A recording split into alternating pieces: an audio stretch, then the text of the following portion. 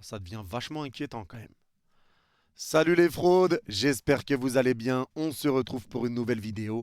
Et nouvelle vidéo débrief du match entre l'équipe de France et le Chili. Victoire 3 buts à 2 de l'équipe de France. Il y a beaucoup de choses à dire sur ce match encore une fois. Et encore une fois, on se tape un match compliqué, un match sans envie. Bref, on va en parler. Mais avant ça, merci à toutes les personnes qui ont été présentes sur le live. J'ai commenté le match en live, on l'a vécu ensemble. Donc merci à vous. Et merci à ceux qui prendront 2 secondes pour mettre le petit pouce bleu et le commentaire pour le référencement. Et à vous abonner si ce n'est pas encore fait. Vous êtes les Gauts. Et on est tout de suite parti et je vais commencer par souhaiter bon rétablissement à Klaus et à Kamavinga. Il y en a qui vont être contents. Oui, Klaus blessé les gars. Moi je suis supporter du PSG mais je ne peux pas me réjouir d'une blessure. Donc je souhaite bon rétablissement à Klaus. J'espère que c'est pas grave, que l'absence sera pas longue. Je pense qu'il sera pas là pour le Classico. Voilà, moi je suis pas du genre à me réjouir de ça. J'espère que ça va aller pour lui. J'espère qu'il n'y a rien de grave. Et bon rétablissement également à Kamavinga qui s'est blessé. Lui, je sais pas c'est combien de temps, une petite entorse apparemment. J'espère qu'il n'y a rien de grave. En tout cas, voilà, bon rétablissement aux 2 joueurs. Et les trêves, on a l'habitude avec tous ces blessés, mais ça commence vraiment à devenir très inquiétant. Et ce match en plus, on avait l'impression de voir une équipe de France qui voulait gérer ses blessures, qui voulait pas se blesser, qui trottinait, qui était tranquille, hein, qui avait rien à se rattraper après le match contre l'Allemagne. Les gars, moi je ne peux pas me dire oui c'est pas grave. Quand on me dit Yanis c'est pas grave, c'est un match amical, ils sont pas à fond. Les gars, à un moment donné, mais venez on joue pas. Venez, on joue pas. Ça évite qu'on ait des blessures, ça évite je ne sais quoi. Venez, on joue pas, on revient pour l'Euro et à ce moment-là, on va jouer. Parce que même quand Mbappé il dit oui, c'est pendant l'Euro qu'il faudra montrer les crocs, pas sur les amicaux, ben à quoi ça sert? À quoi ça sert si tu joues pas à fond? Parce que là, tu peux même pas tester certains joueurs, tu peux pas savoir comment ça rend. Tu peux pas savoir. Parce que là, il y a rien, il y a pas d'envie sur le terrain, il y a rien, le dispositif est pas bon, enfin les joueurs alignés ensemble, c'est pas bon non plus.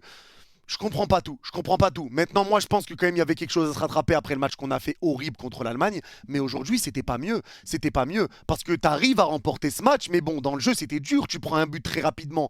Au bout de 6 minutes de jeu, tu subis l'ouverture du score. Et comme face à l'Allemagne, dès que tu es pressé, eh ben, tu paniques. Eh ben, tu sors plus un ballon. Le problème de l'équipe de France qu'on a vu sur ces matchs amicaux pendant cette trêve, c'est le pressing.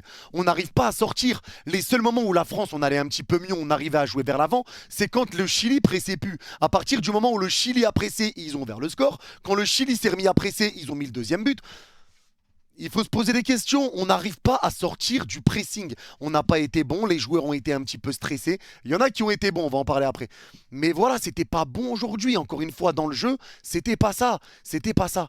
Et moi, ça devient quand même inquiétant. Ça devient inquiétant. Maintenant, la défense, moi, je trouve que la défense a été plutôt bonne. J'ai bien aimé le match de Théo Hernandez. J'ai trouvé que lui, il essayait de ramener justement de la vitesse, de l'impact sur le côté pour essayer de ramener du danger. Il a ramené du danger. Il a été passeur décisif en plus sur Colomwani. J'ai bien aimé ses retours défensifs, même si des fois, il se faisait prendre un petit peu trop facilement. C'était trop facile de passer entre lui et Chouameni.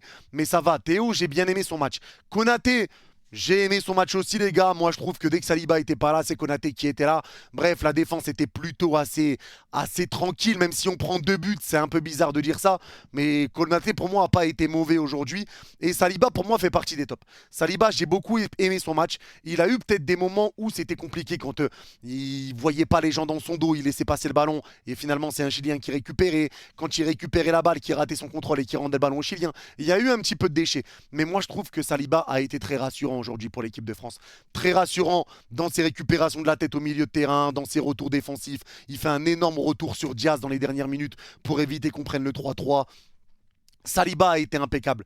Il faut le dire, Saliba a été impeccable. J'ai beaucoup aimé le match de Saliba. Et Koundé, pour moi, a fait son taf côté droit, mais sans être non plus extraordinaire. J'ai pas trouvé un Koundé extraordinaire aujourd'hui. Mais Koundé, je trouve que quand même son entrée a été plutôt correcte. Il a fait son match. Le problème pour moi qui s'est posé aujourd'hui, honnêtement, c'est au milieu de terrain. C'est au milieu de terrain parce que Chouameni, ça fait 2 matchs. C'était le cas contre l'Allemagne, c'est le cas aujourd'hui. Pour moi, il n'a pas été bon. Il n'a pas été bon. Et pour moi, c'est également lié au fait qu'il ait été mis avec 2 profils similaires au milieu de terrain. On s'est retrouvé avec Chouameni, Kamavinga, qui s'est blessé et on a rentré Gendouzi derrière, et avec Fofana. Donc on n'avait pas de milieu créatif. Mais quel est l'intérêt? On met pas de milieu créatif. On avait Fofana qui a fait un bon match, lui, hein. Il a fait son match. Voilà, il a été buteur. Il a mis beaucoup d'impact. Il a beaucoup pressé. Il a récupéré des ballons. Il a montré qu'il était là. Il s'est donné. Fofana, il s'est donné, ça on peut pas lui enlever. Maintenant, c'est pas un créateur, c'est pas lui qui va créer le jeu, qui va trouver cette passe laser, etc. Mais là, on a mis Tchouaméni accompagné de joueurs qui sont dans le même profil, et il faut se poser les bonnes questions, pardon. Quand on voit que Tchouaméni est bon avec le Real Madrid, quand il est aligné avec Toni Kroos, avec Valverde, avec des profils différents à côté de lui, Tchouaméni doit être ce joueur-là qui récupère, qui vient stabiliser, qui vient récupérer des ballons, qui met de l'impact. Là, tu le mets avec des profils similaires, donc ça se marche un peu dessus. Donc le milieu de terrain n'avait pas de sens réellement. Et moi, je pense que Deschamps est aussi responsable de ce qui se passe. Parce que même sur le match contre l'Allemagne, c'était n'importe quoi. Mais là, c'était un milieu de terrain qui n'était pas à l'aise, qui ne savait pas jouer entre eux. Mais là, je trouve que c'était un milieu qui était trop similaire. On n'avait que des profils vraiment plus défensifs qu'offensifs. Même si tous sont capables de trouver cette passe laser à un moment, il manquait quelque chose. Et Tchouaméni, ça a été compliqué aujourd'hui. J'ai pas été très fan. Il y a des moments où il se faisait prendre, des moments où il faisait des récupérations. Mais voilà, aujourd'hui, Tchouaméni, je ne l'ai pas trouvé extraordinaire, même si sa deuxième mi-temps est meilleure que sa première. Mais dans tous les cas, c'est global. C'est global et c'est ça qui est fou, c'est que on a des joueurs qui sont de très bonne qualité à chaque poste, mais là, ils n'avaient pas envie. Moi, je pense clairement qu'on était sur une équipe de France qui n'avait pas envie, de jouer, qui ne voulait pas prendre le risque de se blesser. Une équipe de France qui a levé le pied, pas d'intensité, on était calme. Voilà, c'est tout, parce que tu as une fin de saison à gérer. Mais dans ce cas-là, je le répète, autant ne pas jouer les matchs. C'est ça que je ne comprends pas. Si c'est pour faire ça, autant ne pas jouer les matchs. Là, ça a été compliqué. Et devant, c'était pareil, les gars. Moi, Mbappé, aujourd'hui, ça a été un Mbappé qui a été cataclysmique. Alors quand il nous dit en conférence de presse, ouais, est-ce que quand tu vois mes dernières prestations, tu as l'impression de voir un mec pas serein dans sa tête? Bah là, les deux derniers matchs sont horribles. Alors après, s'il fait deux matchs horribles pour nous ramener deux super matchs contre l'OM et le Barça, moi ça me va. Maintenant, il n'a pas été bon non plus, Mbappé. Il n'a pas été très bon. Alors oui, il y a le côté où Mbappé est un petit peu seul, il n'a pas de solution pour lâcher la balle. Le côté où Mbappé est pris par deux, trois joueurs, donc forcément, s'il n'a pas de solution pour lâcher la balle, c'est compliqué. Mais il a aussi fait pas mal d'erreurs. Des mauvaises passes, des mauvais contrôles, des mauvais choix en allant seul, etc. Ça a été compliqué. Mbappé a été très mauvais aujourd'hui. Très, très, très mauvais. Et il faut le dire, moi aujourd'hui, c'est pas plus qu'un 2 sur 10. Ça a été très dur. Il n'a rien apporté dans cette équipe. Il a perdu énormément de ballons, beaucoup de mauvais choix, beaucoup de déchets, pas de danger apporté. Mbappé, c'était mauvais. Mbappé, c'était mauvais aujourd'hui. Et il faut le dire, et ce n'est pas une critique que je fais, hein. C'est vraiment une analyse sur le match et sur le match contre l'Allemagne également. Mbappé n'a pas été bon sur les deux derniers matchs, que ça soit contre la France et que ça soit contre l'Allemagne et contre le Chili. Il n'a pas été bon du tout. Par contre, Kolo Muani sur le côté droit, aujourd'hui pour moi a été très bon. J'ai beaucoup aimé le match de Kolo Muani. Il a été serein dans ses prises de balles. Il a récupéré pas mal de coups francs. Voilà, quand il était pressé, lui, il arrivait à sortir du pressing avec des sombreros, des grands ponts. Il récupérait des coups francs. Il était à l'aise dans son jeu, intelligent dans ses placements, voilà, calme, il n'était pas sous pression alors qu'il était pressé. Il arrivait à garder son calme, à garder son sang-froid. Il a été bon, il nous a ramené une passe décisive pour Giroud qui a été extraordinaire. Il nous a fait un travail monumental, il a marqué un but de la tête sur le centre de Théo Hernandez. Voilà, il met un but, une passe D dans le jeu, il a été bon. J'ai beaucoup aimé le match de Kolo Muani et il faut le dire. Quand c'est bon. Il faut le dire, surtout que là, en plus, Barcola est blessé. Donc, ça va être intéressant de récupérer un Kolo Muani peut-être un petit peu plus en confiance. Mais là, Kolo a été très bon. Pour moi, c'est l'homme du match. Il a récupéré, en plus, je crois, ce trophée d'homme du match. Mais vraiment, il a été bon, Kolo Muani, aujourd'hui. Il a été bon. On ne peut pas lui enlever. Très remuant. Il ramenait du danger. Il a ramené des buts, passeurs, buteurs, des récupérations. Il revenait aider les latéraux. C'est super match. Super match. On ne peut pas dire autre chose. Super match de Kolo aujourd'hui. Et Giroud, le bon vieux Olivier Giroud qu'on voit pas beaucoup et en même temps on va pas demander à Giroud de participer au jeu, mais Giroud qui peut te faire mal à n'importe quel moment et il a été buteur aujourd'hui.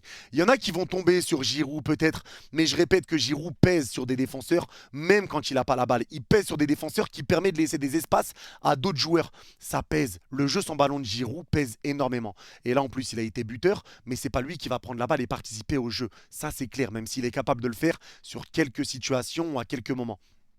Maintenant, pour moi, je l'ai dit contre l'Allemagne, je le répète aujourd'hui, aucun joueur ne fait sauter Olivier Giroud devant en numéro 9. Aucun. Marcus Thuram, c'est mort, tu peux me citer qui tu veux. Il n'y en a aucun qui va faire sauter Olivier Giroud devant en équipe de France pendant cet Euro. Là, il faut rester avec Olivier Giroud. Je pense que c'est le mieux. C'est l'assurance tout risque. On connaît ses qualités, on connaît ses défauts. Mais voilà, il pèse beaucoup et avec des bons joueurs sur les côtés, comme Mbappé, Dembélé. Ça va faire mal, ça va faire mal. Maintenant, bien évidemment que le match qu'on voit aujourd'hui, c'est pas le match que l'équipe de France fera à l'Euro. L'intensité sera pas la même, mais là, tu sentais que les joueurs avaient pas envie de se blesser avant la Ligue des Champions, avant la fin de championnat, etc. Tu sens qu'ils avaient pas envie. Même s'il y a deux joueurs qui sont blessés avec aussi peu d'intensité, deux joueurs se blessent. Eh ben, c'est quand même dramatique. Mais moi, les gars, je peux pas me faire à ça. Je peux pas m'y faire. On est l'équipe de France. Voilà, pour moi, on a la meilleure équipe du monde. Les gars, vous pouvez me parler de l'Angleterre, ce que vous voulez. Pour moi, on a la meilleure équipe du monde. Et pour moi, ce n'est pas normal de voir un match comme ça. Tu dois le jouer à fond. Tu dois montrer que tu es le patron. Tu es le finaliste de la dernière Coupe du Monde. Tu es champion du monde en 2018. Tu fais deux finales de suite.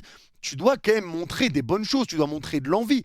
Oh, faut quand même pas, faut quand même respecter le maillot que tu portes. Même si c'est un amical, il faut respecter le maillot, se donner. Il y a des joueurs qui rêveraient de le porter le maillot et de se donner. Alors pourquoi on ne se donne pas? Dans ce cas-là, c'est peut-être à Didier Deschamps de faire tourner et mettre des joueurs qui ont, entre guillemets, rien à perdre. Pour vraiment mettre de l'intensité, là, c'était n'importe quoi. Et je pense qu'on est tous déçus des deux matchs de l'équipe de France qu'on a vus. On est tous déçus. Quand tu vois l'Allemagne qui se donne à fond, qui presse, alors qu'eux aussi, il y a des joueurs qui jouent la LDC, Ter Stegen, Gundogan et j'en passe. Ils en ont. Il y a des joueurs des équipes qui se donnent. Là, le Brésil qui fait deux super matchs. L'Espagne qui fait un très bon match aujourd'hui. Alors qu'ils ont Rodri, des Morata, Lamine Yamal, Koubarsi, j'en passe. Alors pourquoi nous, on doit trouver une excuse par rapport à d'autres? C'est pas possible. C'est pas possible. Et pour moi, il y a un manque de respect. C'est un manque de respect. Alors, on gagne le match, hein. C'est peut-être fou de s'énerver comme ça parce qu'on gagne le match. Mais aujourd'hui, les gars, j'ai trouvé une équipe de France vraiment trop timide. Vraiment qui avait pas d'envie. Et qui arrivait même pas limite à jouer entre elles. Pour moi, voilà, c'est des joueurs qui arrivaient par-ci, par-là à montrer un bon visage. Mais c'est pareil, Maignan, ça a été mauvais aujourd'hui. Il prend deux buts là contre le Chili. Pour moi, c'est deux buts où il peut clairement faire quelque chose. Il est mal placé. Il n'a pas été rassurant non plus. Pour moi, j'ai pas vu des trucs rassurants aujourd'hui, honnêtement. Mis à part, comme j'ai dit, Saliba que j'ai trouvé très bon, Fofana qui s'est beaucoup donné et Kolo Muani, j'ai pas envie de mettre de top. Honnêtement, j'ai pas envie de mettre d'autres tops. J'ai pas envie. J'ai pas envie parce que le reste, ça a été compliqué. On a un Chouamini qui est passé au travers, on s'est fait manger et sous pression, on s'est fait manger. Le problème, c'est ça qui s'est passé aujourd'hui. C'est qu'au milieu de terrain, on n'avait pas de milieu créateur.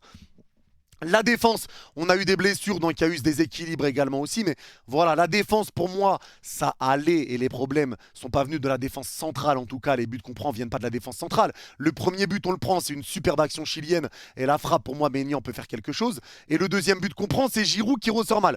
Kolo Muani récupère, il met un grand pont. Giroud lui prend, il talonne. Il rend le ballon à Osorio qui frappe entrée de surface. Donc, pour moi, la défense n'a pas grand-chose à voir dans les deux buts qu'on prend aujourd'hui. Mais c'est surtout le manque de concentration, le manque d'implication, le manque d'envie, le manque de lucidité pour sortir du pressing. Parce qu'à chaque fois que la France, on allait mieux, on a été dangereux, c'est quand le Chili ne pressait plus. À chaque fois que le Chili se mettait à presser, on n'arrivait plus trop à sortir la balle et il reprenait l'ascendant et la preuve, on a failli se faire égaliser à la fin. Donc ça a été quand même compliqué. Ça a été compliqué maintenant. On arrive à remporter ce match 3-2. Il me semble qu'on n'avait jamais battu le Chili. Il me semble qu'on n'avait jamais battu le Chili dans notre histoire. Mais voilà, pour moi, je ne peux pas me satisfaire de ça. Je ne peux pas me satisfaire de ce que j'ai vu. Mais voilà, ça a été inquiétant. Maintenant, on verra. Parce que la prochaine trêve, il n'y a plus de trêve. Là, ça va être ça sera l'Euro. Il y aura sûrement des matchs amicaux pour préparer l'Euro. On verra comment ils seront joués à ce moment-là. Et on verra le visage qu'on aura à l'Euro. En tout cas, deux matchs amicaux qui n'ont pas été rassurants pour l'équipe de France. Dites-moi en commentaire si vous êtes d'accord, pas d'accord avec moi sur ce que je dis. Sur certains points, on peut ne pas être d'accord. Vous me dites en commentaire. Mais honnêtement, là, moi, aujourd'hui, je suis... La victoire est là, mais je suis quand même déçu du contenu, déçu de ce que les joueurs nous ont proposé et déçu du spectacle auquel on a eu droit. En tout cas, voilà pour ce débrief. Merci à ceux pour ceux qui l'ont regardé et merci à ceux qui l'ont regardé jusqu'au bout. Ceux qui l'ont regardé jusqu'au bout, mettez souris en commentaire et je comprendrai que vous l'avez regardé jusqu'au bout. Prenez soin de vous. Vous êtes les Gouts. Bye bye.